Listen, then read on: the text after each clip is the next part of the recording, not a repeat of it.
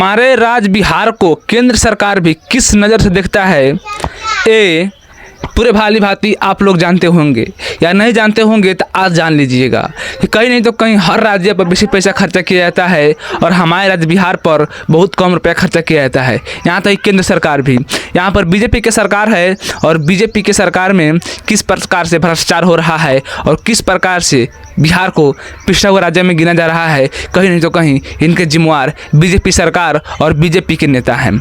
अभी तक यहाँ पर 2014 से लेकर अब तक यहाँ पर बिहार में बीजेपी की सरकार रहा है और बीजेपी के कारण से ही यहाँ पर विकास नहीं हो रहा है। उस पर सन ऑफ बिहार मनीष कश्यप कुछ बहस किए हैं और बीजेपी सरकार को किस प्रकार से रेले हैं, इस वीडियो में देखिए और वीडियो में बन रही है, पूरे बात बताता हूँ, समझाता हूँ।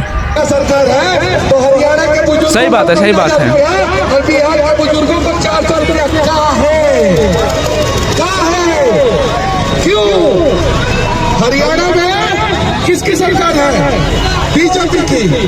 बिहार में किसकी सरकार है? बीजेपी की। हरियाणा के बुजुर्गों को 3000 रुपया और बिहार के बुजुर्गों को 400 रुपया क्या है? ये सवाल होना चाहिए कि नहीं होना चाहिए?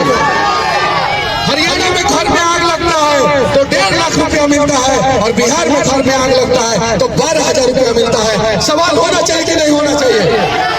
होना चाहिए कि नहीं होना चाहिए?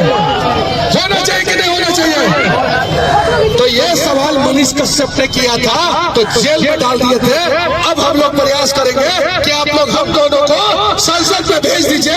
हम लोगों को कोई फिर सरकार जेल में नहीं डाल पाएगा और जीवन भर आप लोगों के लिए लड़ते रहेंगे, जीवन भर लड़ते रहेंगे। बाकी आपकी मर्जी।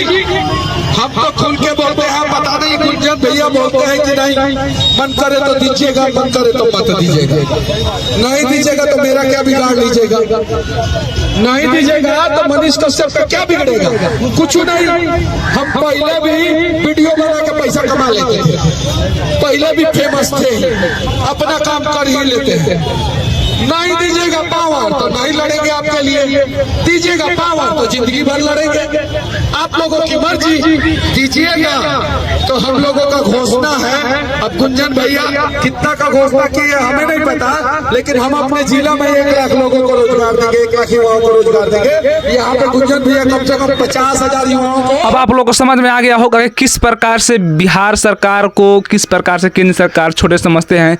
कहीं नहीं तो कहीं बिहार पिछड़ा हुआ राज्य है तो इन पर अधिक पैसा खर्चा करने के बजाय इस पर कम से कम पैसा खर्चा किया जाता है कि जैसे बिहार पिछड़ा राज्य है तो हमेशा ही पिछड़ा राज्य रह जाए। और यहाँ का नेता भी हैं जो जाकर अपने सवाल नहीं जवाब करते हैं सरकार से, और नहीं उनका हक मांगते हैं कि जिस प्रकार से जिस सरकार में अधिक रुपया दिया जाता है उसी प्रकार से हमारे बिहार में भी दिया जाए, ताकि बिहार का अर्थव्यवस्था सही होगा तो बिहार का स्थिति सुधरेगा। लेकिन इस पर कोई नेता कुछ नहीं बोलेंगे और सिर्फ और सिर्फ बिहार का लूटने का काम करते हैं। यहाँ पर तो सिर्फ सबसे बड़का भ्रष्टाचार सरकार बीजेपी है, जो कि कहीं नहीं तो कहीं बिहार को विकास नहीं करना चाहते हैं। लेकिन इसके बारे में आप कितना सपोर्ट करते हैं अपना कमेंट बॉक्स में बताएं कि बिहार पिछड़ा हुआ राज्य है। जय हिंद।